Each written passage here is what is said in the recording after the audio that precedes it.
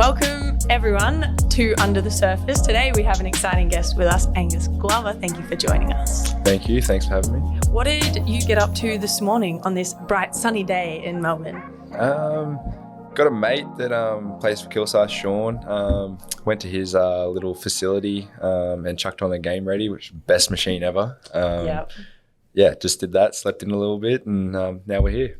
So you're playing NBL 1 for Eltham. So am I. So we're pretty much family at this point. Eltham's the best club in the world, just putting that out there. How are you enjoying the NBL 1 season so far? Just kind of running around with the boys and stuff. You guys are killing it. Really enjoying it. Obviously, it's different to NBL, and it's funny. I feel like I've gone back in time. I've played against guys like Sam Short and Sam Whelan all through my junior career, and to play with them again, and then play with Callum, who I went to the AIS with. Oh yeah, I forgot about that. And then obviously Foxy, who I play against in the NBL. It's a pretty cool group. And we also can't miss that one dunk that you did on Sykes. Like, what was that, like 3-4 years ago? It's been brought up a fair bit at training. A lot.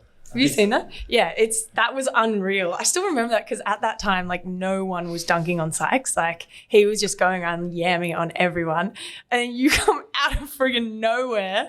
That was a great moment in NBL 1's history. Was it still NBL 1 then? Yeah, it was NBL 1. That was their first year, wasn't it? Yeah, good fun. I hope you remind him of that often. I do. That's brilliant. Okay, so I want to ask you about, first of all, actually, we should start with this. Give us your blurb. Who is Angus Glover? Who are you? Oh, God. What do you get up to on the daily? Coffee enthusiast. I guess if you strip away the basketball, everyone knows me pretty well from the basketball side of things. But, yeah, love my coffee, love family, love hanging out with friends, playing video games. Just trying to get out about and in communities, whether that's obviously at the moment it's in Eltham, and when I'm back in Sydney, or be back in Sydney doing stuff with clinics or whatever it is, just trying to show my face as much as I can. And I just try and, I guess, I know what it was like when I was a kid, always wanting autographs or going to clinics and things like that. So I try and show my face around a lot. Have you hit up all the brunch spots in Eltham yet? Because like Second Home, Third Chapter, Zenden, they're all great coffee spots, but the brunch is killer. Surely you haven't? Surely, come on now. No, I haven't. So that's on Josh and our assistant Steve Smith. Yeah. They've only taken me to Platform. Yep. Yeah. Platform 309. Yeah, they haven't taken me any other spots, so I'm a bit disappointed with that. Whoa. You just brought all those out. Okay. But, I'm going to have to get on the boys to actually take you to some good places, because as a coffee enthusiast, we got some good stuff out in Eltham. This is just a big ad for Eltham right now. I'll keep going. Pretty much. I'll continue. Anyway, so speaking about what you do off court and stuff like that, the video games, the gaming thing, that's like huge for a lot of NBL players. They always seem to get into the gaming. Why do you think that is? We're all competitive already, and I feel like there's a bit of competitive side to games like Fortnite, Call of Duty, things like that, 2K, whatever it is. And I guess you get to play with guys that are, you can play with your teammates as well, but I feel like it's a pretty good platform to go play with guys from other clubs as well. Yeah. So you're in constant contact that way. And I think it's just the competitive edge that we all have, that we want to try and beat each other as well. Yeah, I see that. What about, in my household, it was always gaming, like the board games. And actually just the other night, Marina and I played against the two imports for Ringwood, and we all played Monopoly Deal. And Great game. Yeah, it got heated, man. It does get heated. It got heated. People were yelling. Table almost got flipped a few times. I digress. But my point being is it seems like a lot of the time as athletes, we like those games that put us into different worlds, right? So it's it's not actually what's right in front of us, but you can kind of turn your brain off and do something else, which is kind of nice. I kind of like that aspect of it. And I get that you're able to still keep connected with people. Do you have siblings? No, I'm an only child, so. Okay. Yeah. So growing up, would you say that basketball is kind of your community family? That's where you got your connection there, as well as your family, obviously. Yeah, definitely. Obviously, I grew up playing multiple sports, but basketball, I got my best friends are from basketball, and obviously, I guess similar to you, with your Vic Metro stuff as a kid, you kind of bond really closely with your state team. And I think being a part of New South Wales country, we weren't able to do camps. We weren't able to do training sessions every week leading international. So we'd do like a camp per month on a weekend. Did you guys used to sleep at the stadium? Yeah. So do they still do that? I have no idea. I hope they actually do because it's the experience, I think. But yeah, you'd come in on a Friday night. You do 2 training sessions on a Friday night before you go to sleep. You wake up early. You got like 4 or 5 sessions during that day. And then Sunday. By the end of the weekend, you probably have 4 or 5 players actually left on the court. But just going what we went through, I think that's why I'm pretty close with those guys as a basketball component. But like I keep in contact with all of them now. So I think that's pretty cool. Yeah, for sure. As a youngin', I mean, you're still young now. Like we're the same age, but I still feel like a baby. Anyway, as a youngin', how would people describe you as a kid? Like first, let's say, how would your parents describe you as a kid? And then how would people at like school describe you? I think honestly, both would say energetic. Mm-hmm.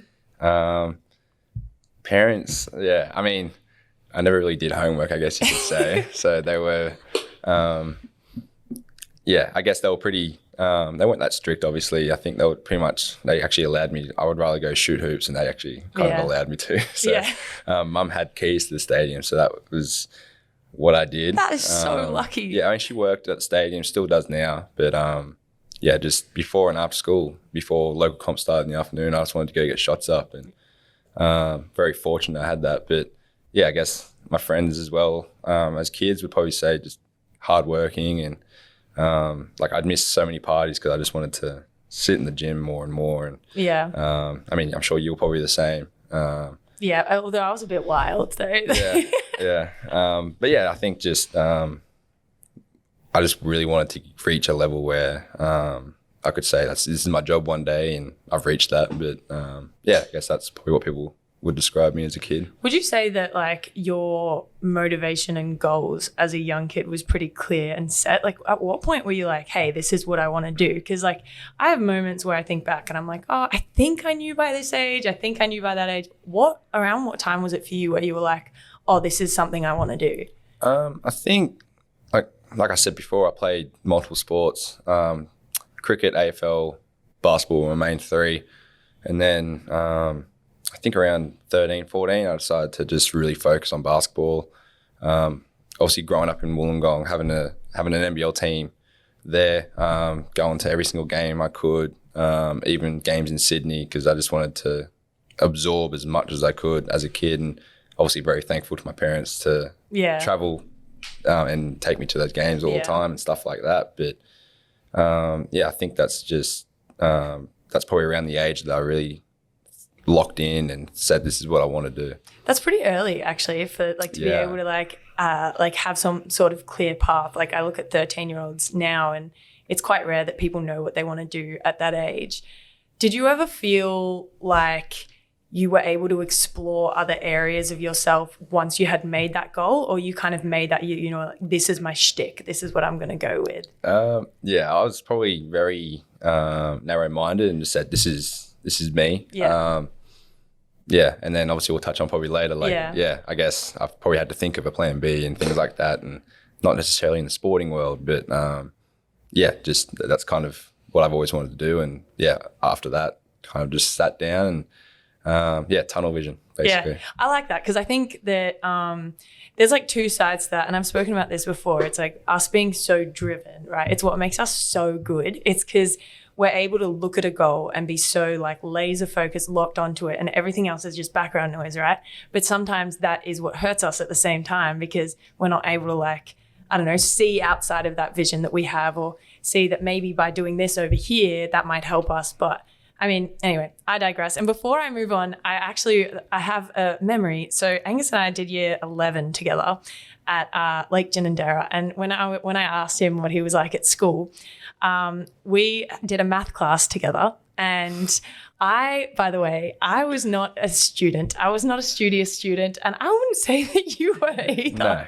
We spent 90% of that math class like balling up plastic and paper and just shooting it into the bin on the other side of the room with, I think a Chalk was in that class. Tom Fullerton was in that class. There was a couple others, but 90% of that class was literally us just like throwing paper into a bin on the other side. It hasn't so far worked out with helping me shoot the ball 100% better, but maybe that's where I went wrong, is shooting with the paper in the math class. Anyway, so yeah, I love that story actually. That's fun because I go back, we got taught so many swear words in Dinka by a Chalk that year. Yeah.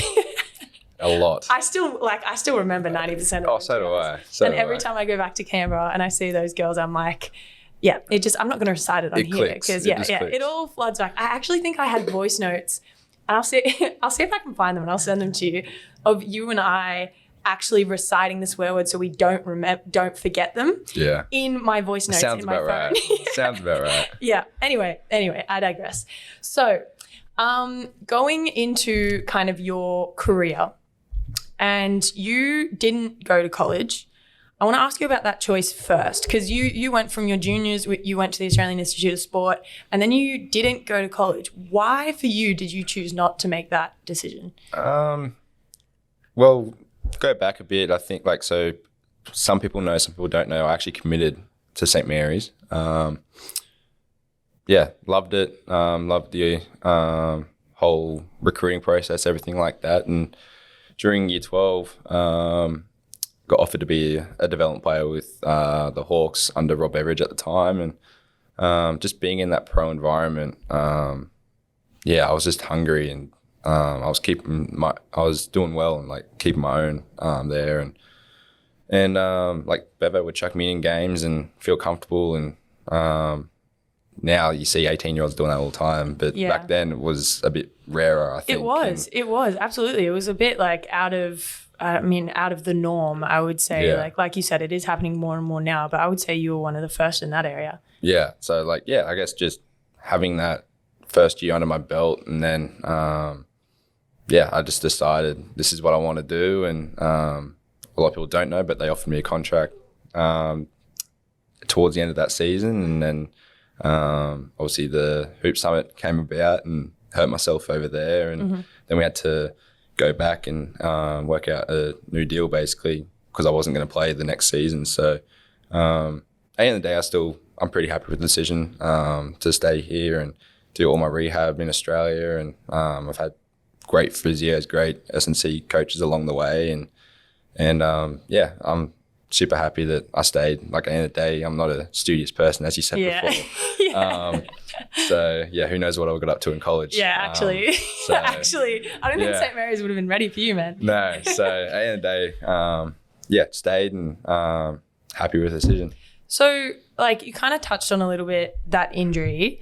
You are kind of infamously, I don't know if that's the right word to use, known for the fact that you've had so many and you're still able to perform at such a high level. And it's hard to comprehend, like, the severity and the level of which you have injured yourself and the amount of surgeries. And give us the rundown of the injuries that you've had. And then I want to go into, like, your rehab and your recovery process, because I remember when I was playing in Sydney and Kira and I were talking about your recovery processes and how you rehab. And I've never met someone who's so diligent about their rehab. And so, like, I think I had asked you one time on how you were doing with stuff, and you were explaining like little parts of your rehab process and how much time you actually put into it. And it's actually quite mind-blowing. So start with talking me through your major injuries, and then I want to go into like how you actually, what type of mindset you encompass to kind of move past those. Yeah. I think, you would have been at AIS the first knee I did.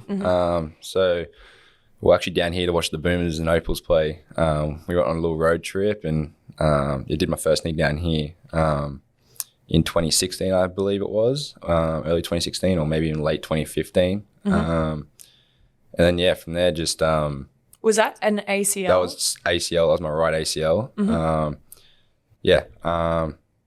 And that first one, was that like earth shattering? Like, or were you kind of like, oh, look, here's how I move forward? The funny thing about it is, like, I've never had a serious injury, and probably no one at that age probably really has. Yeah. But yeah, I think like I remember hearing the news, finding out like you guys were in the weight room. We were about to go in the weight room, and I'm in crutches walking. And I just heard the news, and I've got a smile on my face. Not like because I'm trying to hide stuff. I was probably too young to understand what really was lying ahead of me. Yeah.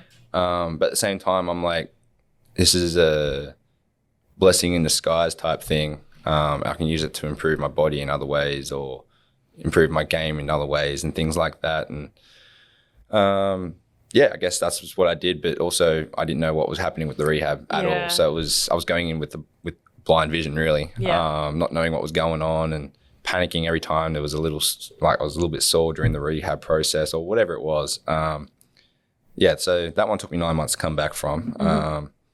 And then, as we just touched on the second one, at the Nike Hoop Summit. How much longer after that? Was that 2 years? It was about, so when I came back though, I came back in September. The following year. And then in 2017, I retore it.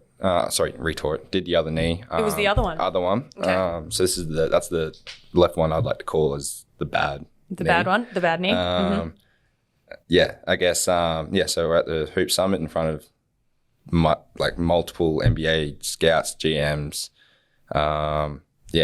That the Hoop Summit class had RJ Barrett, Shea Gilgeous-Alexander, Michael Porter Jr., all these guys. Like, it was a good class. And about 2 days in, I was doing really, really well. All the feedback I had was positive, really positive. Set me up for a good back end of the week. And I remember Olgun Ulick was there and filmed the actual play, and you can actually hear the ACL crack. Yeah. And he's on the baseline. I'm at the top of the 3-point line, so you can hear it that far away. So that was, I kind of knew straight away that was ACL, and to be honest, that one was probably the hardest one. So Kira was on the other side of the world, so it was in Portland. Kira was on the other side of the world. I think at the time training it was probably like 2-3 a.m. in the morning. Australian time or late evening or whatever it was. And then my dad and my under-16s coach, John Hargraves, were flying over to watch the game, and they were actually in the air as it happened. So you weren't able to contact anybody? I couldn't contact anyone, mum, no one. So, So those hours after, because like you say that you knew straight away, those hours after, like, and you've done it, you're not able to talk to your support system. What was that like? I tried to... that was a bit of a weird one. So that was the morning session. We had an afternoon session. Finally was able to tell everyone what was going on. And I remember Kira bawling her eyes out. But it was okay for her, I think, in terms of she had a really good group of girls at the AIS with us. So they kind of were around her whilst I was over there. And mum... I remember Rob Beveridge and my nan and pop and my auntie went over to see mum, see how she was doing. And it was, I think, one of the days it was 8 a.m. and she's drinking alcohol. She was like a wreck because it's a baby boy, I guess you could say. And you're her only kid. So, that was pretty hard. And then, Dad and John over there, and that was as equally as hard to tell them, but... Do you think it was harder having them there to actually look at them in the face and tell them? Yeah, for sure. Because then you almost have to accept it, The funny thing is, I said sorry because they've spent all this money to come over. Oh my God. And they're saying, don't be an idiot about it. But you're also what? You would be 17? I was 17 at the time, 17 or 18. I can't exactly remember. And then to confirm, because in the States you have to go to a doctor to confirm that's an ACL. So did the MRI the night before. Went to team training in the morning and I said, tape me up. So without even knowing exactly what it is, I've said, tape me up. I'm trying to train. 5 minutes of just a simple little shooting drill. I've just collapsed to the floor because I've got no stability in the knee whatsoever. So I was like, oh yeah, I know what this is. And then, I mean, credit to Nike and Curtis Evans and everyone like that. They treated me kind of like a king over there after that because they just... whatever you want, like food wise, Yeah. whatever. They're just looking after you. It was unbelievable. And Did you feel a sense of like pressure to still go out there and train, even though you know you've just done your knee? kinda, So in your head, right, you said before, like you knew that you've done your knee, yeah. but there's still that part of that competitive part of you is like, nah, I can still do it. Like, Yeah. take me out, I can still go. Do you reckon that's because you hadn't accepted that it was going to put you out for another 9 months yet? Or Yeah. Well, like you hear stories too of people playing without ACLs, This is true. especially in like rugby league. Yeah. I know Peter Wallace is pretty famous for it, but like I sit there and go, like anyone that's done an ACL knows the pain Yeah. is excruciating when you do it, and then you actually feel not too bad probably 10 minutes later. Yeah. It's just more like overnight it will stiffen up, and Yeah. because of the swelling goes into it and everything like that. But honestly, my knee wasn't that bad the next morning in terms of swelling or stiffness or whatever it was. So yeah, I just tried. And So couldn't how do much it. longer were you over in the States before you came back? Was that like another week or something? I think it was another 3 or 4 days. So originally I wanted to leave straight away. Yeah. And then I was like, no, I want to be a good teammate. And that might show something to the people that are here watching all these kids in the game. It might show that I'm a good teammate or whatever it is. But I mean, anyone that knows me, I would have stayed probably regardless, even though in the heat of the moment I wanted to leave. So I ended up staying, and best decision I ever made. Just got to bond really well with Shay and RJ Barrett, so that was pretty cool. And RJ looked after me really well, and my roommate Felipe from Brazil basically asked if I needed anything, let me know. Like it was, I got treated really well by all the guys, and I'm pretty happy that I stayed. And then came back, and Nike hooked up first class because I couldn't bend my leg because it started to stiffen up afterwards. So that was the first class was great. So that was the good part. But and then this part's probably like I remember just laughing at it because I'm on crutches, so I couldn't grab them. So when you go to that hoop summit, you get like multiple bags of just Nike gear, like it's insane gear. I've had to get someone to wheel out the bags because Mum's on the outside of the customs area. She can't obviously come in, and she's trying to come in like that way because she's just bawling her eyes out seeing me on crutches. And I'm sitting there like laughing because I was like, Mum, you can't come this way. Like, settle down. I can crutch over there. It's okay. The security are going to come grab you. Mum. Like, relax. So that was, a bit of a funny moment in a dark time. But silver lining. Yeah. Do you ever feel like, especially again at that moment, you're 17, your dad was able to go over there, your mum's at home, but like when you get home, was there ever a feeling of like, oh, I've let the people around me down? Like, did you get that weight of like, oh, I've let, like, I mean, you mentioned you said sorry, but like that like instinct to be like, oh, I'm letting people down. Did that continue as you were home for a little bit, or did you just kind of get straight into rehab? Yeah, I kind of got straight in the rehab really. Like it was like I landed in Sydney, and then the next morning I was back in Canberra, and then the day after that I was straight in the surgery. But that's how it panned out for that second one. And then 7 months in, a lot of people probably don't realise, but 7 months in I re-tore it slipping on water out of all things. I remember that. Yeah. Yeah, so that was not ideal. The ACL, we found out, we went to a new surgeon in Sydney, Leo Pincheski, renowned ACL specialist. 7 months in, you're kind of getting close to starting to do everything again, right? Yeah. So, found out that the ACL wasn't exactly in the right spot. And we all know surgeons really like their own work and don't like other people's work. It's like an artist almost, right? So saw the new surgeon. That was a bit of a complicated one. That was a 2-stage. So what that is they take the old screws out, the torn ACL out, put artificial bone in for 6 months, let that heal. You can go in at the same time, but it's very, like, it can be unsuccessful. Invasive. Yeah. So let that heal for 6 months so it becomes solid like the bone, and then, then go back in. And because I've used 2 hamstrings, we were a bit like, what's the decision of where do we go with this one? Yeah. Originally, we're going to use a cadaver, so a deceased person's hamstring. And get the x-rays done 6 months later, see Leo again. And yeah, he just looks straight at Dad and grabs his hamstring and goes, "We can use that one." Did you actually? Yeah, we used Dad's hamstring. So Dad's got this little joke, like every 10 points I score, he's got half of it. Like basically he takes half my stats or whatever it is. So he's claiming he's got one full NBL championship now because I've got two. So, I'd claim it. Absolutely. Yeah, of course he's claiming it. So, so that was what we decided. So at that point, from when you'd done your second, how long until you were able to play again? Like after all of those surgeries? Would have been close to 2 years. So 7 months in and another 6 months and then it was 12-month rehab. So basically, it was 2 months. 2 years, sorry. So during that time, so that's from like 17 to 19, right? Are you still at the Australian Institute of Sport or were you back in Illawarra? I remember, so the NBL season finished and I was doing the 6 months before you go to college or pros at the AIS. Still in my 6 months came. So I did the first month there roughly, which so obviously just it's basically getting the swelling down and movement back anyway. So I remember sitting down with Capes and so Adam Capehorn, he was the coach at the time and he was trying to tell me to go back to Illawarra and do the rehab at Baymed.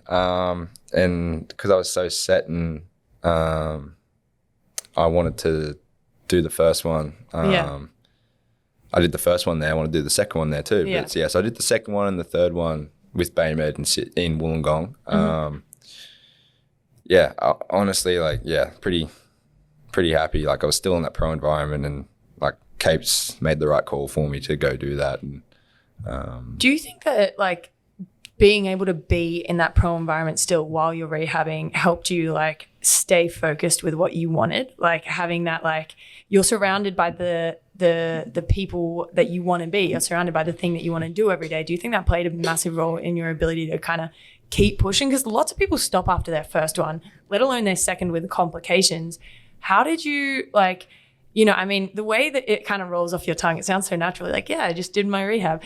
How did you stay so focused to do that? Because that's an everyday thing, right? Like, it's not just like, oh, you go to rehab twice a week. No. It's every day, right? Yeah, I guess like, I mean, someone that's probably done an ACL, that's someone that doesn't play pro sport or even low comp playing once a week, whatever it is. For an ACL, you're only going in probably to see a physio once a week and then you do your own stuff outside of that. And a lot of times it's only 3 gym sessions a week. It's not like us where like I'm doing something every day. I'm seeing physio every day. I know I've got the luxury to see a physio every day, but like they were like book in as much as you want or as little as you want, like use it to your advantage. And like I remember until I was able to do full body weights, I was doing 3 lower body sessions a week, 5 upper body sessions a week, and 3 cardio sessions on top of like shooting. Like I thought that was the best time for me to try and get my upper body strength up. And like I used different ways to try and help myself get through those times. And on top of that, being in that pro environment, I was lucky to have guys like Kevin Lish, Kirk Penny, Tim Conrad, AJ Ogilvy, like all these guys that I was able to, like they took me out for coffee during my time in Illawarra and things like that and really take my mind off my knee. And but they'd always check in and see how I'm doing. But the conversation was maybe asking me about how I was, but then trying to ask about completely different things and seeing what's going on in the NBA or something else. Like it was really nice. And they didn't have to do that. They just did it out of their own way to really help me. And my mental state, like a lot of people probably struggle to sit out of a game for 2 years. And don't get me wrong, I did struggle, but it was definitely made a lot easier through people like that. And same with Dan Greeter and Emmett Nah. Like I basically lived at theirs. Their rookie year. They'd come over for food and then I'd go back over, and that was when Fortnite was booming. So we'd all just want a game all night. So like I think about like, I mean, for myself, like basketball is a huge part of who I am. Same for you. Like it's a huge part of your identity. How did you keep that part of yourself intact while you're not able to be on the court? Like how did you, for me, actually probably I could explain that better. For me, I feel like I need to do something every day that pushes my basketball career forward, whether that be like making sure I'm doing the right stuff in the gym, or it might be, well, like you said, cardio, gym, blah, blah, blah. how did you feel like you were still moving towards your goal when you have so many limitations on what you can and can't do? Yeah. I mean, for the first 2 months, you probably go insane. I went insane. Yeah. The first 2 months, you don't touch a ball. You don't do anything other than like, you can't even lift properly. Like upper body you can, but like lower body, you just don't feel whole. Yeah. Like it's just a simple like leg raise, and that's hard to do. Yeah. When you just had surgery and trying to, like your leg like goes to a Mr. Burns leg really. Like it's crazy how much you lose when you have surgery. But yeah, I think just like sitting in a chair after 2 months, you still can't run, but you're just sitting under a hoop, and you just, whilst the team's training, you're just sitting there just trying to practice your form and things like that. And like I always had a ball in my hand at home. Whether I went outside and just sat outside, I had to have a ball in my hand because I missed it so much, and because I couldn't actually do anything. Like I still felt like, not necessarily I was getting better, but I felt like I wasn't really losing anything because I've got this ball in my hand. And like, I mean, you know what it's like. If you don't touch a ball in a week, we feel like absolute spuds on the court. Yeah, a week, 2 days for me. Yeah, like, that's just how it is. So, and then once you get the all clear to start doing more, it's, green light. And probably had to be held back a little bit on the third one. Yeah. Like all I wanted to do was shoot. And I remember Dan Lawson, he was doing my rehab at Baymed and on the third one, and all I wanted to do was just shoot the ball on this one day, and I couldn't hack it. I was just sick and tired of doing running drills after running drills. Yeah. I was basically 12 months, I was basically about to return to play. And all he wanted to do was just make me run, and then he was trying to bully me in the post, and he's got a football background. Yeah. So he's just, wanting to bully me in the post, and like, I mean, it was great for my knees and everything like that, and I needed it, but it was one day I just couldn't hack it because I was sick and tired of 2 years of just not being able to shoot a damn ball. So, that was probably how I've tried to keep sane a bit and try to think that I'm still getting better without really necessarily getting better.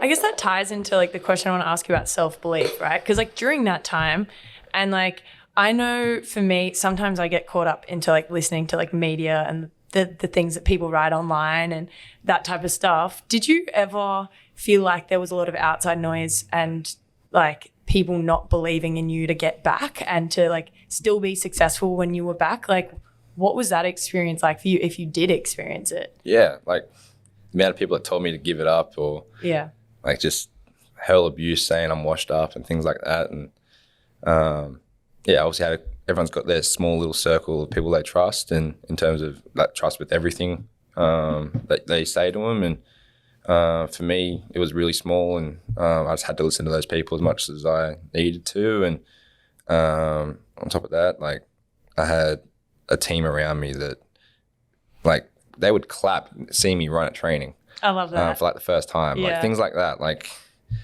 knowing I haven't run for something crazy in an amount of days, and they just stop training just to see me run up and down a court at 20%. Like I feel horrible because I'm running only at 20%. Yeah. But they're sitting there saying how good it is. But like I guess it's pretty. It's hard to explain that one probably. Without probably going into. I can speak for that for 4 or 5 hours. Like it's really hard to go into, and I guess people that don't understand what we go through as athletes already, but then to add that injury into it, it makes it pretty hard to kind of speak about it. And like, I still get emotional talking about certain things with my knees and stuff, and that's probably one point because we all know I'm fiery on the court.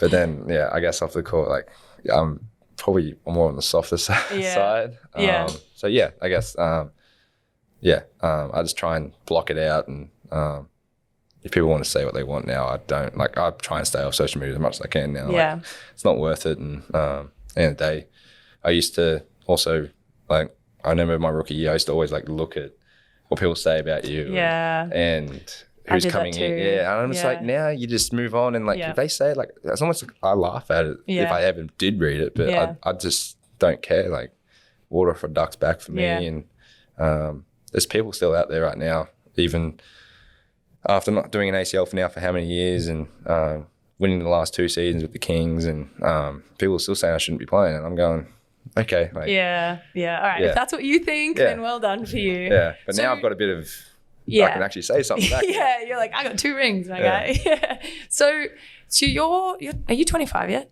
25 September. Okay, so when in September? Are you a Virgo? Yeah. Ah. 8. Okay, yeah, I'm the I was first. going to say you are September too. Yeah. Sorry, I got distracted. You'll be 25 soon, and you've had how many major surgeries and injured yourself how many times? So I've had 4 major surgeries, 3 ACLs. We thought, so this feels like an eternity ago, but everyone remembers the COVID hub days. Yeah. We were in Cairns and playing the second game against Cairns up there as well. And here I popped my knee again, and like 40, I looked straight at 40 and I've just hopped straight off, go in the change room, and basically they do the test and I was like, all right, that's torn. And I was kind of okay. Yeah. But then half time came and the boys did their talk in a different room. Yeah. And then they have to go past me to get back out on the court. Yeah. 40 walks out. He's like in tears because he kind of knows what's already happened. And then seeing DJ and Diddy, like they just embraced me. And then Diddy's like crying in my ear. And then I start bawling my eyes out because I'm like, this affects other people other than me. Yeah. And then I was like, Diddy, like, stop crying, man. You got to play a game. Like, I'm bawling my eyes out here as well. Yeah. And then DJ starts crying on my other shoulder. Yeah. And 40's just standing in the back there, like, just trying to hold it all in. And then, and then to walk out, because that was the Bunnings Arena then. Yeah. We played in there in our hub year as well, yeah. So that's the game, the ball went out and I was like, side, let's go. Simon Hall, our physio. Yeah. He was there with us. I wanted to go back out and watch the boys. Cause I was like, in the changes, there was no TVs. There was no nothing. I was like, nah, I need to go out. Went out, and every Cairns player came up that was on the court and checked if I was okay. Yeah. So that was really nice. And it's bigger than basketball at that point, right? Yeah. Yeah, for sure. And then, I guess the crazy thing is then we fly to Brisbane, so I'm in a brace, all this and all that, and get an MRI, and then that night get the MRI result back. So I'm kind of mucking around on crutches because I'm like, career's like, I genuinely thought career was done. Yeah. And so I'm mucking around going for a walk on crutches, doing stupid stunts on crutches, which is, I don't advise. And then, got a phone call about 10 p.m. from Simon, say come to the team room, and sat me down and said it's a partial tear, but if you look at the MRI, there's actually, it doesn't even look like a partial tear. So how did that feel in that moment? I was like, so what does that mean? Yeah. But I had a fracture on the side of my leg, which was actually what caused me to miss the rest of the season, really. Yeah.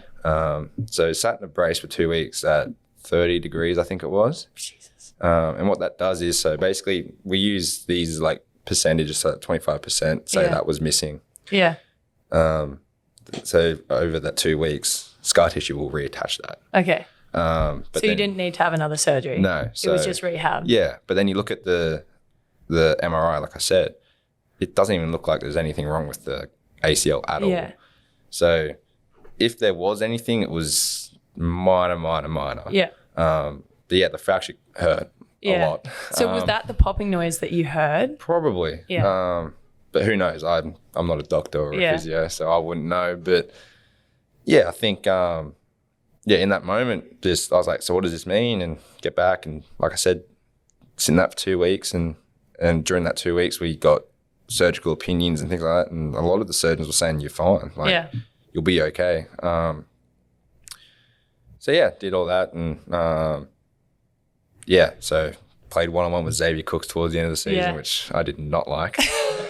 I don't believe anyone would enjoy playing one-on-one against that man. And you think you beat him, and because he's so long, he just blocks you out of nowhere. I'm like, it's annoying as hell. But I mean, super fun. Like, Obviously, that was the year he did his Liz Frank in his foot. And Yeah, I remember so that. we were basically carpooling to Yeah. Sydney every day for rehab whilst the guys were in the Melbourne hub. Yeah.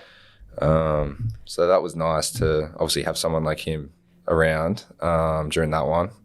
There's something that I want to highlight real quick before you move on is like when you talk about like injuring yourself, the two things that you talk about the most is like the people around you that have like lifted you up, right? And so I have a mentor in my life who calls it like the blossomers around you, the people that help you kind of like excel and exceed. And then the other thing that you talk about is like how you like your level of empathy means that you are feeling bad for other people during your injury. Now, I think that that's an incredible thing that you have the ability to look outside of yourself when something's happening to you. At what point in your life were you able to do that? Like, do you remember, or have you just always been like that? I've no idea. I think I just don't want to let people down. Yeah. Like, you've taken a punt on me, so I want to repay the faith and things like that. And like I still remember, like after our first championship with Sydney, I remember saying to Smithy, like, you were right, because so when I hurt myself in that Cairns game, he called me and I'm sitting there saying, I'm retiring, I'm done, all this and all that. And he's sitting there saying, no, you're not. We'll get you back. We'll be good. We'll win a championship with you in the Kings. Turns out a year later we do it. Yeah. Just unbelievable. Like the support from everyone at the Kings, ownership, straight down to the playing staff, to like everyone involved in the Kings was unbelievable with helping me get back to where I am. When he said to you, like, no, you're not retiring, you're going to get through this, we're going to come back and win a championship, at the time in your head, you're thinking, shut up, no, I'm done. Or Yeah. like at what point do you then start to believe that other people believe in you? Do you know what I'm saying? Like for the next 10 minutes I was on the phone to him, I'm like, in my head, I was like, whatever you're saying right now is not going to change my mind. Like, Yeah. I'm retiring. Like, I'm done. I was meant to retire on the third ACL when I came back. The surgeon told me to, and I didn't. Like, this one, I'm done. Yeah. And he's like, no, mate, we're doing it. Yeah. And obviously him being a Gong boy as well. Yeah. Embracing after the first championship, and all I remember saying to him was thank you. I can't remember what else I said to him. Probably said multiple other things, but yeah, first thing I said was thank you, because like obviously they brought me up the road to Sydney, took a punt on me, and stayed with me through, even though it wasn't an ACL tear, through something that kept me out that whole season. And yeah, for them to show the faith and for me to repay it though.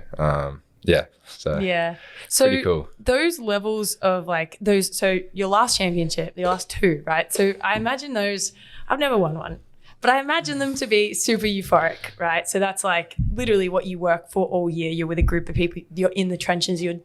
How do those moments feel for you after everything that you've been through? Do you take moments where like, I mean, it still happens to me now, and I haven't won a championship, where I look back and I'm like, holy shit, like little me would be so happy with myself right now. Like, do you take the time after big euphoric moments like that to like reflect and be like, holy crap, look at what I've gone through and look at where I am now? Yeah. I remember after the first one, I had to obviously celebrate in the change room and all that. And my best mate since I was, I think, in year 3 of school, FaceTimed him after the game, and like we just sat there, and he was just basically in tears for me because he knew what I went through, and then I started getting emotional, and that's where it kind of sunk in for me that wow, I've gone through this and this to get to here. And it's not, I'm not,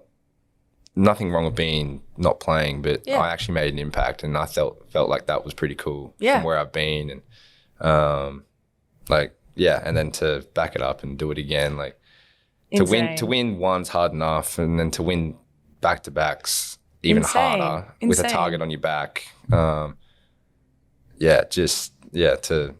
go up another level, I think, compared to what I was last year, and be what I've been through is pretty cool. And don't get me wrong, I definitely wouldn't have, like, if 19-year-old me was sitting here right now saying, you'd be having 2 championships by the age of 24. I'd be like, yeah, you're joking. You're joking type thing. No way. But yeah, here I am. And yeah, obviously super grateful. But at the same time, I think it's finally sunk in. Yeah. What I've done. And what you're still yet to do too, right? Like your ceiling is so high. And like, I love that, like, even when you had moments where you're doubting yourself, you had people around you that were like, no, we're not going to let you doubt yourself, right? So the thing that I want to ask you about now is, so being a male athlete, right? It's not super common to talk about like when you get emotional, or B, when you go through hard times. How were you able to like speak to other people about the stuff that you were going through? And how would you encourage like actually younger athletes coming up through now that like say they've just hurt themselves, or say they're just not feeling right? Like, what are your words of wisdom, I guess, in that space to be able to like actually open up and be vulnerable with people and seeing that as a strength instead of a weakness? Like gain as much like knowledge as you can, but obviously use your network as a platform for that. So for me, mum, dad, for me, it's Toby and Dave at the Kings on the medical side, and Kira as well. I try and be open and honest with them as much as I can. Even during the seasons, I've been healthy. Everyone carries needles, everything. Like, you still doubt yourself and things like that. And I just sit there and go, all right, like, tell me, like, what's the next step for me to feel better or continue to grow. Or continue to grow, to open my mind up to a different way. And a lot of people don't actually know, but during probably about 2/3 into the season, the first championship year, I got a severe bone bruise in my knee, and popping painkillers like no tomorrow to play the rest of the season out. And that whole off season trying to get right, hence why I missed the Blitz and 2 or 3 games at the start of the season this year.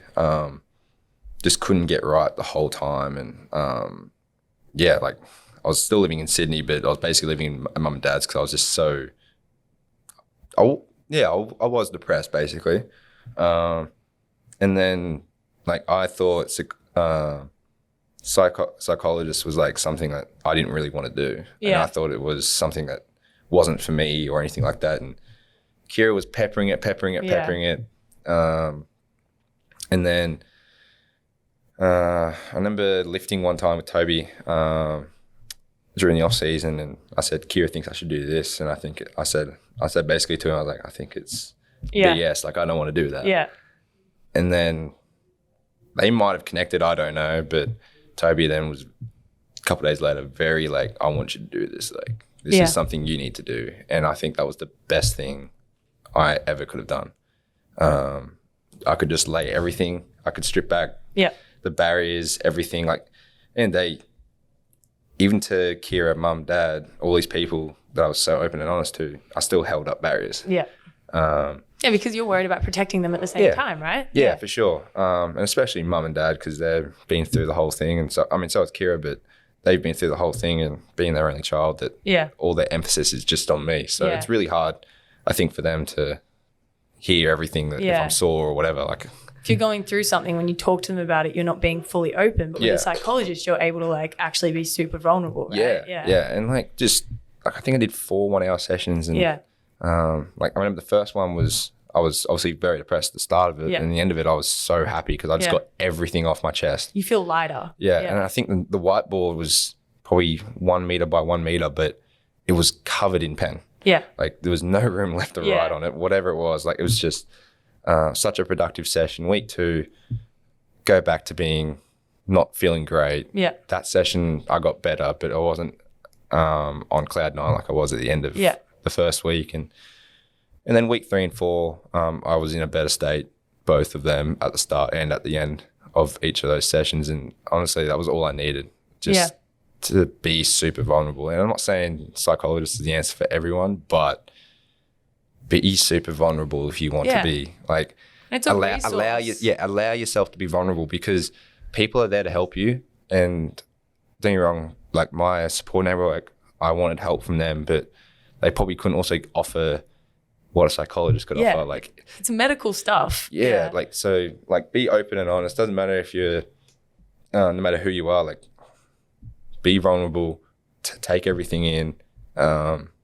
Sometimes you don't want to hear stuff that people might tell you, but at the end of the day, they're trying to help you. Yeah. It can be a daunting task to do as well, but because it's a stigma, right? Yeah, but it feels so good having weight lifting off your shoulders, even if you're telling someone, like telling anyone, like it's so good. Yeah. Your initial reaction to be like, nah, don't need it. Well, that's like 90% of the male athletes in this arena, just because there's this stigma that like, that's, I don't know, like it's, you know, that won't work for me, or maybe people see it as a weakness, or actually still in the female athlete world, we're getting better, but we're working on it, to see that as like, oh, look, I have a sore leg, I'm going to go see the physio, or it should be the same, like, oh, I'm just not feeling right, I need to go see a psych. It should have the same connotation in my head, and I think the resources are getting better now with like NBL, WNBL, like the facilities and the resources are there to be able to give that to us. But I guess like as a stigma for you being like a high-performing, successful male athlete, and knowing that you're going to see a psych, is that something that you ever battled within yourself, to be like, oh, look, like, oh, I don't really want to talk about this? Or were you pretty open about going to see a psych? I was not open at all. Like, even during my previous injuries, or just in general, Kira kind of tried to get me down that path, and I was like, no, like, not happening. Under any circumstances, not happening. Yeah. And then, for some reason why this one, just Toby kind of forced me to go. Yeah. Force is the wrong word, but he set up an appointment. Steered you in the right direction. Yeah. That's what happened with me. I had someone at the end of the day, I'm so thankful for Kira pushing it for so long. But then, obviously, I said what I said to Toby, and Toby didn't just sit on it. He reacted to it and was like, all right, we're doing this. Mm-hmm. And that's anyone that plays for the Kings organization understands how well we get like, it's unbelievable. Everyone involved just treats you really, really well, and basketball is the product that everyone sees, but they are there to help us be better people. And I think anyone that's been a part of that organization and has left will say, I've become a better person for it, whether that's on the men's side or the women's side. No, I agree with that. That's definitely that. I would say that's definitely a consensus. But so these next steps for you, right? Like I want to start as a person, right? We'll leave basketball for a second. In what areas are you looking to grow your human? I mean, for when I ask some people out there, say they're talking about like business ventures or just more time with family, or putting energy into other topics. My biggest thing at the moment is being okay with not being in control of things, because I like to have everything set in the right way. What is something that you're looking to kind of grow within yourself outside of sport at the moment? I think, so for me, a big thing is, I guess, my relationship with Kira, because this is the first time I've been to Melbourne basically to play NBL 1 in the off season, because the last 2 years COVID's come in the way, and being a physio student, there's a lot goes on in your mind. She works so hard. And then on top of that, she's trying to be an elite athlete, and like everyone obviously does their own stuff as well, but just seeing her obviously go to uni 8 till 5 basically for placement or whatever it is. And normally she's used to seeing me at home afterwards, and she kind of just de-stress, but not having me around, I think the last couple of years with COVID and stuff has, I've been a bit hard. So I just thought, regardless if I played or not this year, I wanted to come to Melbourne and be a part with her and try and help her as much as I can in her last year of her uni. She's in her last year. So she'll basically finish this year. She'll have maybe one more block next year, but like she'll be done really, really quick, hopefully. That's crazy. But so that's kind of where my mindset is at the moment. Just really want to keep building on our relationship, which, I mean, anyone that's in a relationship wants to do that anyway, but I think just being there for her, and I've got the luxury of having Em, who is the important knocks, and I'm living with Alicia as well. Alicia Froling. So like it's nice to have those guys around as well to help her. But other than that, just like you said, I'm a big family man, so I FaceTime mum pretty much every day. Same. Bit of a mama's boy, I guess you could say. So I guess just family's my priority at the moment, really. I think that I love hearing you talk about like the people around you, because it's just so glaring to me like how empathetic you are. Like I hope when you listen to this back, you're like, oh, I spend a lot of that time talking about like how important everyone else is to me. And even in the way you talk about how you go about your business, there's a big component of it that's, it's for you, but it's also for the people around you. Like being able to kind of exist in a space where everything's always about more than you is just like, I would say as an athlete, it's one of the biggest things that can propel you forwards, because, it's not just you, you're able to do stuff for, the greater good. And that's not just your family, but when it comes to a team environment, that's for your team. I mean, you spoke about sitting on the sideline at the Hoop Summit. You didn't need to do that. You could have just gone home. But being able to go outside of yourself and be like, all right, well, I can be there for the team and for the people around me in other ways. Like that's huge. Like, and it's exciting. And it also means that things feel less overwhelming because you're able to share the load in your brain, like that's the way I see it anyway. So moving forward in basketball, what are your goals over the next like couple years? And do you have are you a planner? Like, do you plan stuff? I wouldn't say planning, but like I do have goals, but I don't necessarily plan my way to get there. Or I don't plan on being here in 5 years. I think everyone's path is different, which is pretty obvious, I guess. But I think for me, a big goal, being on the NBA radar when I was at that Hoop Summit, I want to try and get back to a summer league, go over there and experience that. And I got to experience the Boomers jersey just before we went to the lockdown in 2020. But I want to put that jersey back on. Anyone that gets to put on the green and gold as a Boomers or an Opal is like it means so much to them. It really does. Yeah, like it will always be something that will stick real close to me is putting on that jersey. And obviously, any time you step on a court, you want to win. So trying to go for a three-peat right now. Yeah, do the three-peat. But I think as well, my time in Eltham, I'm really trying to help the young guys as well. Like we have a lot of young guys on our bench. So whether they want to come lift with me or want to get shots up with me or like sit me down for 20, 30 minutes after a session, before a session and say why do I do X, Y, Z or whatever it is. Like one of our young guys right now sat me down and he's got knee pain and like basically I sat down with him and he asked all these questions why I do all these band work before training, and I'm like, that's prehab. That's how you try and stay nice and strong and how you stay injury free and things like that. And he's going to give it a go and like things. I just really want to help all these people try and get to where they want to get to in sport and life. I mean, you have like a well of knowledge in that space just from lived experience in like literal lived experience. Like you have that, and using you as a resource, I think, especially in like the NBL 1 space, but in the NBL space as well, like there's so many ways that you can give back. And it's like, it's a really unselfish way to live. And that's kind of something that you embody, which is super cool. And I guess my last couple of questions are around like the way that you interact with young kids, right? So when people say or call you a role model, how does that make you feel? I still don't look at myself as like a role model, but I guess like everyone is that plays in this, plays professional sport. And I think I touched on it earlier at the start of the podcast was I remember sitting there doing camps and going to every game wanting to get my forehead and arm signed because I didn't have anything to get signed. Yeah. Like just I wanted to be that kid that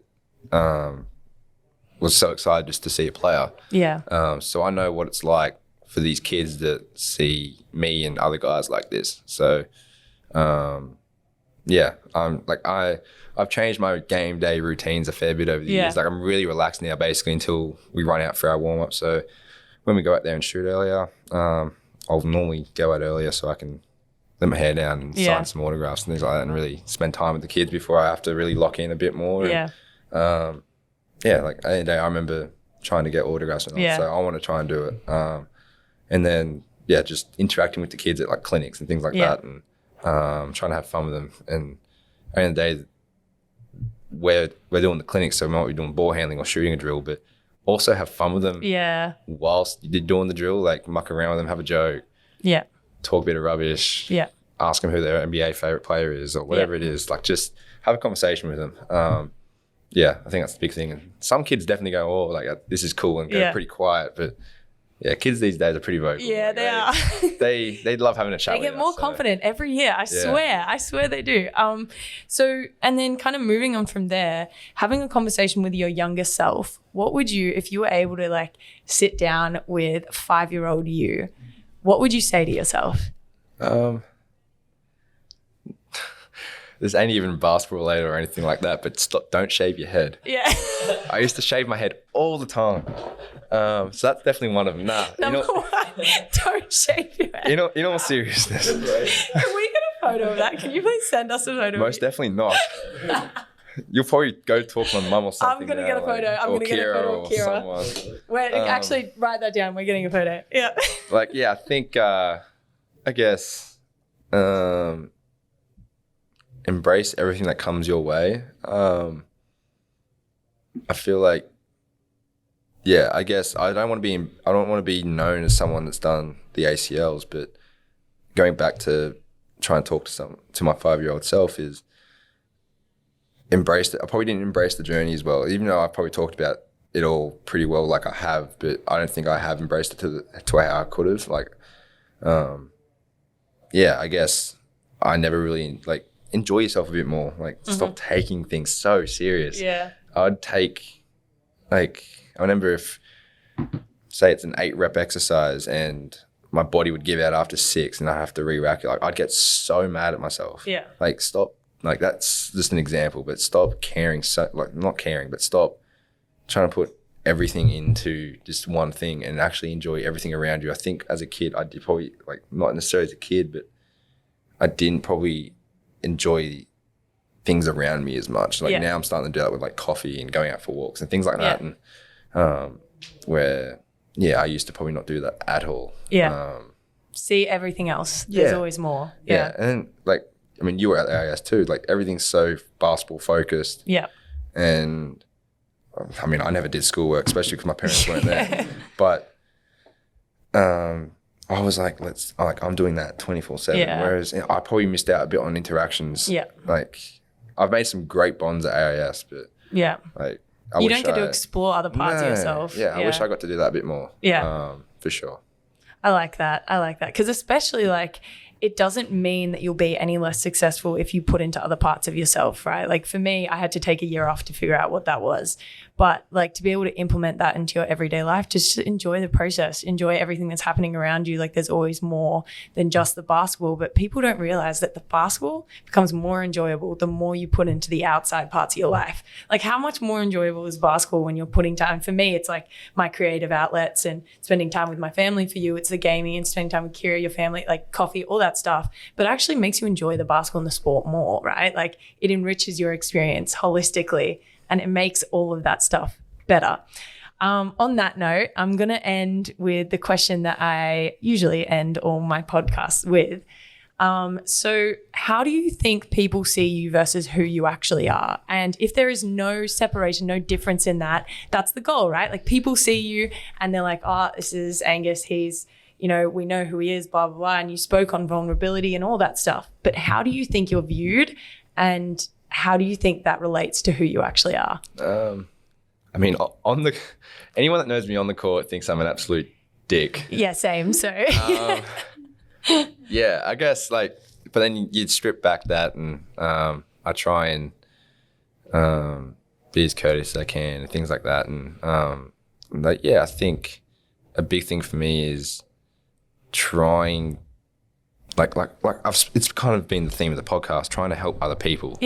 I think people these days definitely would see me as someone that tries to help others. Definitely a lot more when I compared to what I was as a kid, and still super hardworking, and like I think that's how I would see myself too. Is like all I want to do is help people. I still put in the work, and right now I'm working on relationships, whether that's with my teammates or all these young guys, or Kira or my parents, whatever it is. And then I think that's what a lot of people would probably say about me, to be honest. But like I said, people that only see me that might be a Cairns fan, or I don't know, just a fan that doesn't know me from a bar. So obviously because you're competitive. I'm the same. I've got white line fever, and but if people took the time to like actually see you, I think they would see exactly what you just said. You're like, I mean, in this conversation alone, like your empathy has kind of filled up the room. Like it radiates. It's really cool. And I think that that's a really cool value that you uphold, that you're able to kind of function within throughout your everyday life. So I would say, I mean, like I've known you for a really long time, but I think that people that do take the time to see you would see exactly who you are. And I'm really grateful that you took the time to come on and talk about all of this stuff. I know that so many people listening will get so much out of this. And as if he hasn't said it enough, if you do see Angus around, just go up and have a conversation with him. He will always talk to you and always give you the time. And I'm grateful that you gave us the time today, because I mean, I learned more about you, and I've been so excited to have this conversation, because to understand the way that your brain works and the way you're still able to operate with such care for other people is actually insane when you think about it. Because, you know, people usually react to the stimulus of their environment and the way the world has treated them. It's so easy to be like, oh, these things have happened to me, and then you act a certain way because of it. But you embody like the other direction of that, like having things happen to you and just growing and becoming a bigger and better person. And just to add to the end, after every injury that Angus has had, he's gotten more athletic, which makes no sense. It makes no sense.